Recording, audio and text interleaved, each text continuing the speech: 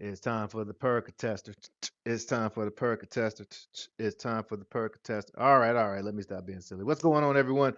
Courtney Rollins with the Life and Transitions Experts podcast here on YouTube as well as live on the Facebook group. And perhaps you're watching this later on. Maybe you're listening to this on the podcast, or maybe you're watching this at a different venue. But regardless, I hope this is helpful to you. This is quite often when I'm sharing material, it's because it's something I've come across, or a client of mine I've come across, or a question that someone may have, and I try to explore and find as many answers as I can. And here's one right here. So today we're going to talk about perk testing and percolation testers for land, specifically in North Carolina. I keep coming across a lot of land deals. Shout out to Brent Bowers and all the folks over at the Rhino Tribe and Wholesaling Inc. He does a great job encouraging folks to consider land as an option for investing or wholesaling. And when I'm coming across folks who are working in estates, whether they're going through a probate process or trying to avoid probate, uh, one of the things that I've come across is land, and some folks want different options as far as how can they develop it if they've aired it out, or if it's inherited to them, or if they want to sell it at a discounted price, or for speed and convenience. Now I'm with it, and I'll share that with an investor. And quite often, investors ask, "Is it perk? Is it perk? Is it perk?" So we're going to talk about percolation tests. In fact, I came across some interesting information. Perk testing may be something that's going out the door for North Carolina. So today we're going to look at some of the pros and cons of perk testing, and we're going to start with what is a perk test. All right. So again, a perk test, when you are looking to see if a property is suitable for usually building a home or putting a mobile home or something on there, you have to check the see how it can absorb wastewater, regardless of what type of septic system you use. You have to.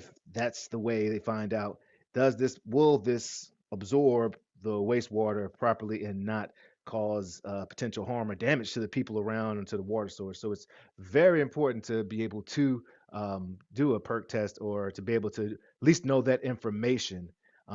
However, North Carolina's relied on this for a long time, but they're starting to move more towards more soil treatment testing, which is a little different, and that's what we're going to delve into today. So, some of the pros of leaving the perk test are, well, one is the environmental consideration.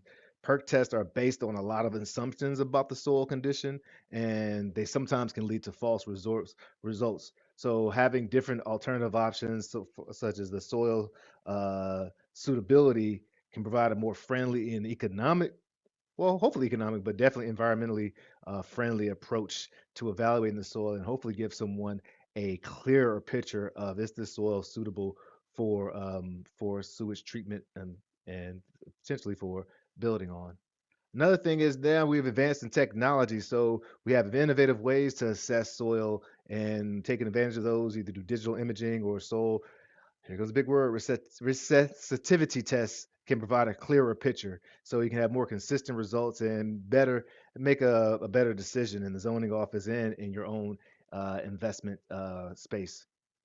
Also, another pro of possibly leaving the perk test behind is the cost, time, and efficiency. Right now, I have a potential buyer who is asking for a longer inspection period, which I can empathize with, because to be able to perk the property, mm, is like 3 months out, is where most of the folks, out of 12 of the agencies called, I've had about 8 or 9 respond, and all of them are booked out until 3 months in advance. So it can take time. So if you have other alternatives, newer methods can actually hopefully reduce the time. And when you're dealing with property, reducing the time can quite often mean reducing the cost. There's holding costs and things of that nature. So it's awesome if we'll be able to do that process and take advantage of other processes that will help us be a little more efficient. Now, of course, there may be some cons to abandoning the perk test, and here's three that for us to consider. One is familiarity with an established standard. So when you have something that's going on for decades, professionals in the industry have a shared language. To be able to look at a perk test and be able to know the language on there is can be effective and can be efficient. And when you're bringing in new information, it takes a little bit of time for that method to be established and for proper training to get there, so that everyone has a more smooth transition, specifically the engineers and the contractors and regulators. So, the right hand knowing what the left hand doing, if you look at the entire industry as a body, can be a challenge. So, familiarity and established standards is definitely a pro for keeping the pro test and a perk test. It's time for the perk test. Let me stop, and maybe a con for leaving the perk test behind. Another thing is that people are resistant to change sometimes. Change can be scary, even though change is the one constant in life. It still can be a challenge. It can be scary. We are designed to, we're designed for both, right? We're designed for to know, be familiar, and be safe, but we're also designed to grow and to change. It's interesting how we're on both ends of the spectrum, but especially at the large scale, that resistance to change can be definitely apparent and definitely there, especially when someone's investing their time and energy into a space. And another third con to leaving the perk test behind is the regulatory and legal considerations. When we're implementing new soil assessments, the approach may need to take into consideration some of the uh, regulatory frameworks that are already there. And has North Carolina up to date with the technology that's up to date and up to date with the alternative methods to help it comply with existing regulation may be a challenge. So the idea of North Carolina no longer using the perk test to determine the suitability of the soil can have some opportunities, of course, and it can have some challenges.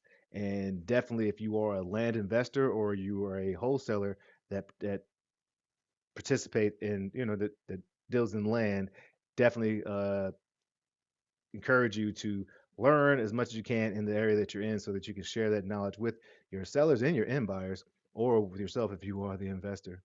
If you want any support along your real estate journey, do REI deals.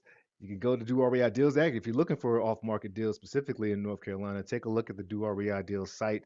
Maybe there's some properties up there or contracts that you may be interested in um, having the rights assigned to you. If you have property or things that you're looking to for different options for, whether it's us buying it or helping you set it up to get whatever is best for you, feel free to reach out. Of course, if you need support with estates or anything of that nature, I'm not an attorney, I'm not a legal advisor or a financial advisor.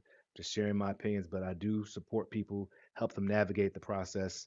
And so feel free to reach out. We'll sit down for a free call, free consultation. I'm not selling anything, any courses, even though people keep asking me to, do you have a course? Do you have this there? So maybe something I go into to provide more support. But regardless, wanted to put this out here because it was something that was kept coming up for me, and so hopefully it'll be helpful to you. So, folks in the life in transitions experts world, hope you let your light shine. Cheers.